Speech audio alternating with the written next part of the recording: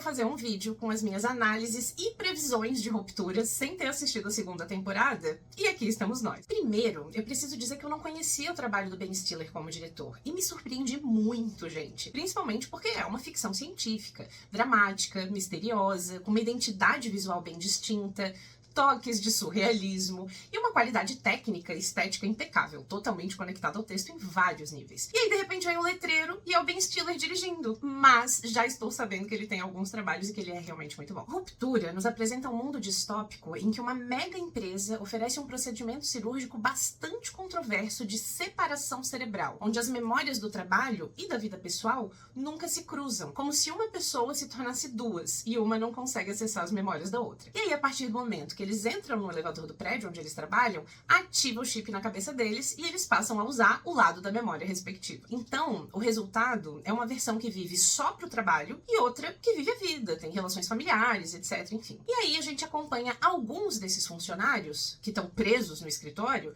começar a desvendar segredos por trás dessa inovação. O texto usa como pano de fundo a ficção científica e as questões éticas sobre esse tipo de procedimento. Mas parte da crítica que a série se propõe a fazer é sobre as relações de trabalho no mundo moderno. São muitas sátiras, gente. Qualquer pessoa que já foi CLT vai entender, não precisa nem ter trabalhado nesse universo corporativo. Mas as dinâmicas de grupo, essa forçação de chamar o pessoal do trabalho de família, os prêmios michurucas quando alguém bate uma meta, a separação entre a vida pessoal e profissional e, principalmente, essa sensação de looping eterno, de que você sai do trabalho, pisca e já tá lá dentro de novo, sem a menor chance de viver alguma coisa concreta do lado de fora. Porque é a realidade de muita gente. Não precisa ir para uma distopia norte-americana. Tem muito brasileiro pegando turno de 10 a 12 horas, 2 horas de trânsito para ir, mais 2 para voltar, mais 6 horas de sono, só por quê? O tempo de lavar roupa, limpar a casa, pagar as contas, cuidar do filho. Socorro! E quem é autônomo vive muito parecido, porque se não produz, não recebe. Então, muitos de nós já vivem pro trabalho. E é maravilhoso ver essa realidade tão surreal sendo representada na tela. Claro que uma série produzida por uma empresa bilionária norte-americana não vai entrar nas questões mais sensíveis sobre a exploração do proletariado. Dados do Banco Mundial e da Organização Internacional do Trabalho mostram que países em desenvolvimento, a maioria no hemisfério sul, tem uma média de horas trabalhadas muito superior aos países do norte ou desenvolvidos, mesmo que esses fiquem com a maior parte da riqueza gerada pela galera aqui de baixo. E essas obras dificilmente vão tocar em temas tão sensíveis assim, ou atacar o sistema capitalista em si. Tem algumas até que fazem isso, mas geralmente a perspectiva, quando a gente fala de trabalho no cinema,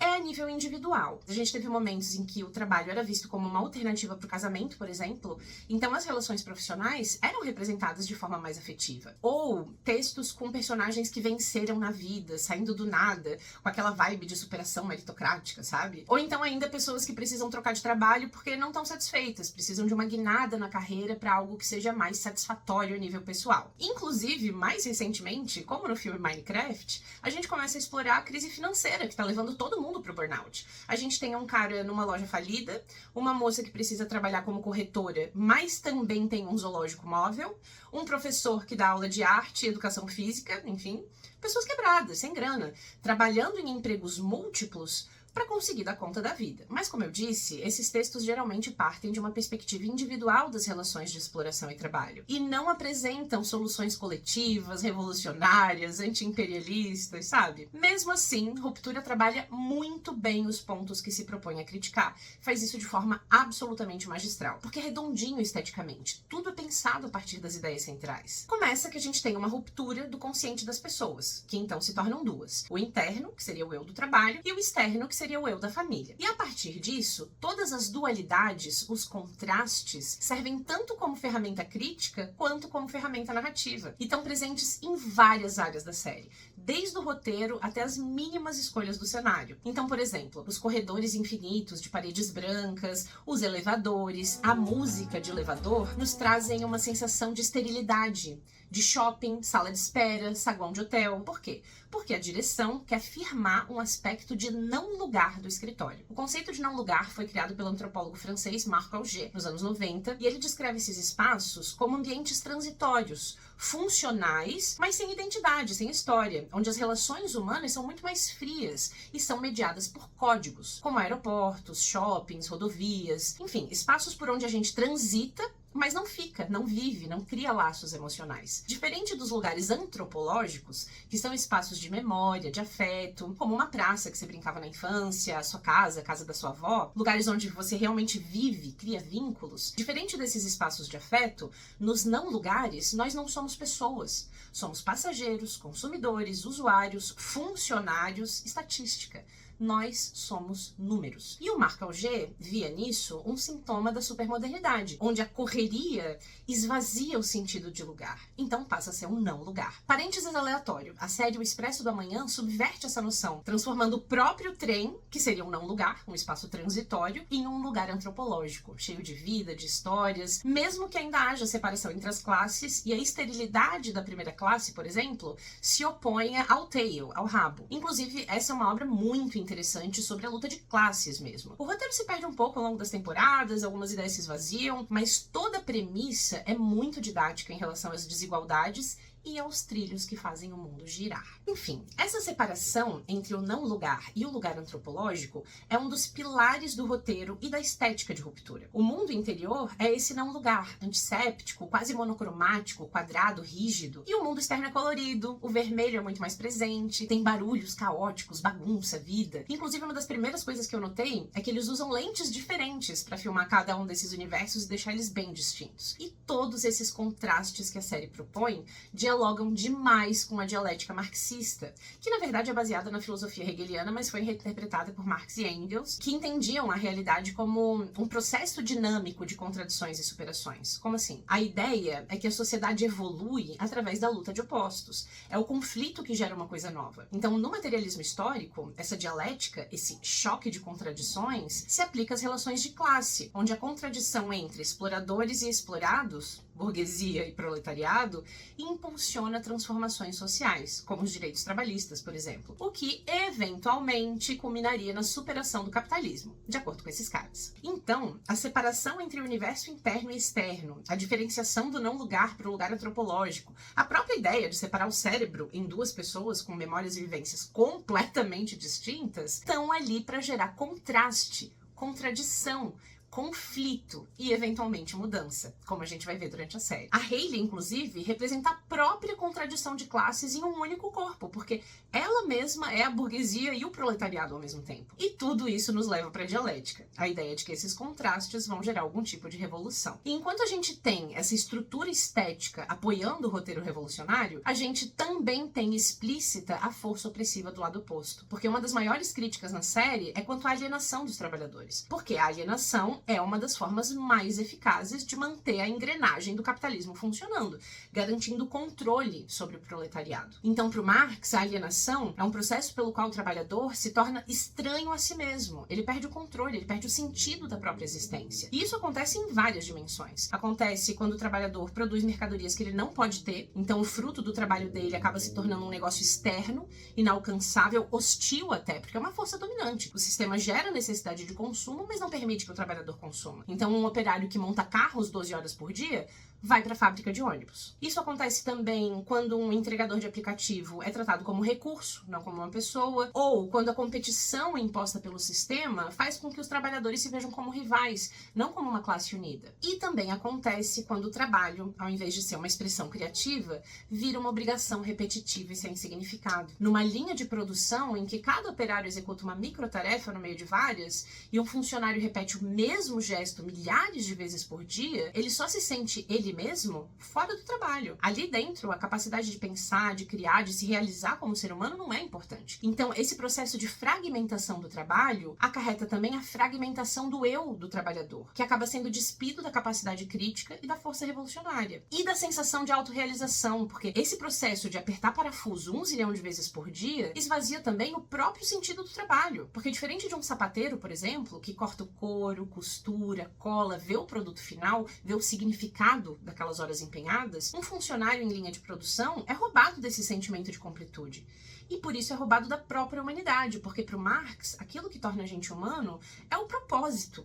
E apertar botões o dia inteiro não tem propósito. Enquanto o Henry Ford achava que a linha de montagem ia trazer eficiência, o que pode ser uma realidade para o bolso dos acionistas, o Marx previu que traria uma crise de sentido. E em Ruptura, a Luhmann leva todo o processo de alienação ao extremo. Os internos nem sabem o que estão produzindo. Os números do Macrodata Refinamento são um mistério para todo mundo. Para eles, para nós, para todo mundo. Então, eles trabalham completamente separados do eu, da vida pessoal, sem compreender sequer a utilidade do próprio trabalho. É a alienação total. E tudo isso nos leva a um outro conceito ainda, que é o de banalidade do mal, que foi desenvolvido pela Hannah Arendt quando ela cobriu o julgamento do Eichmann em Jerusalém, em 61. Esse cara foi um dos principais organizadores do Holocausto e, segundo ela, não tinha nem um pouco aquele estereótipo do monstro cruel. Ele era um burocrata. Ela descreve ele como um cara medíocre, fraco, que insistia em dizer que só estava cumprindo ordens. E aí ela percebeu que a alienação, e principalmente a cadeia hierárquica militar, que força os soldados a cumprir ordem sem o menor espaço para questionamento, impedia esses caras de conectar os botões que eles estavam apertando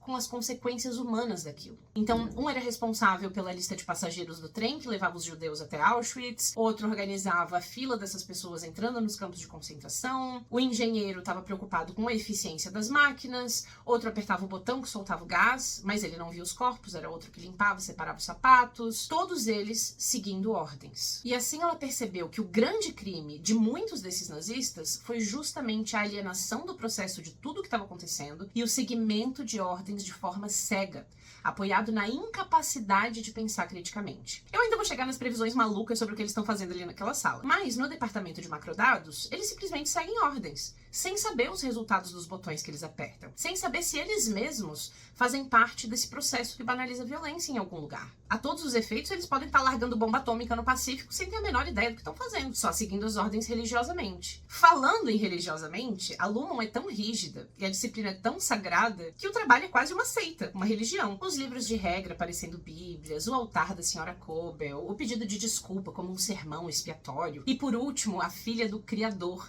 sendo sacrificada, levada à terra para salvar os meros mortais. Tem realmente muitas referências religiosas. Por quê? Porque a religião é ao mesmo tempo produto e instrumento da alienação, porque traz um certo consolo ilusório, né? O paraíso, por exemplo, é uma promessa de fim da escassez, mas principalmente porque naturaliza a exploração. As classes dominantes usaram muito a religião para justificar a desigualdade, desde os senhores feudais que invocavam vontade divina para manter os servos, reis apoiados pela igreja governando por direito divino. Inclusive, uma das bases da ideologia capitalista norte-americana é a santificação do trabalho e da riqueza.